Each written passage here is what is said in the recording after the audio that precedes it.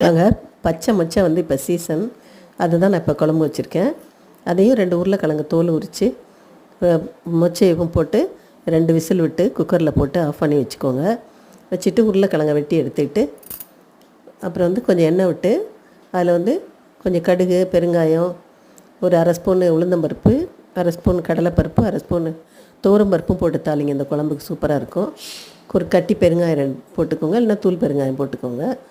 பரங்கிக்காயும் முருங்கைக்காய் அதை நல்லா வெட்டி கழுவிட்டு அதில் போட்டுட்டு அந்த உருளைக்கிழங்கு வேக வச்சதை அதையும் கட் பண்ணி சேர்த்துட்டு 2 ஸ்பூன் மல்லித்தூள், 1 ஸ்பூன் மிளகாத்தூள் போட்டுட்டு நல்லா அந்த மசால் வடை போகிற வரைக்கும் கொதிக்க வச்சு காய் வேகிற வரைக்கும் விடுங்க. அதுக்கப்புறம் கொஞ்சமாக புளி தண்ணி விட்டுட்டு இது ஒரு 3 நிமிஷம் கொதித்ததுக்கப்புறம் தேங்காய் ஒரு 1/4 மூடி அரைச்சி ஊற்றி கொதிக்க வச்சு எடுத்திங்கன்னா சூப்பராக இருக்கும் குழம்பு. ரொம்ப நல்லாயிருக்கும். சாப்பாட்டுக்கு சாப்பிட்றதுக்கும் எல்லாத்துக்கும்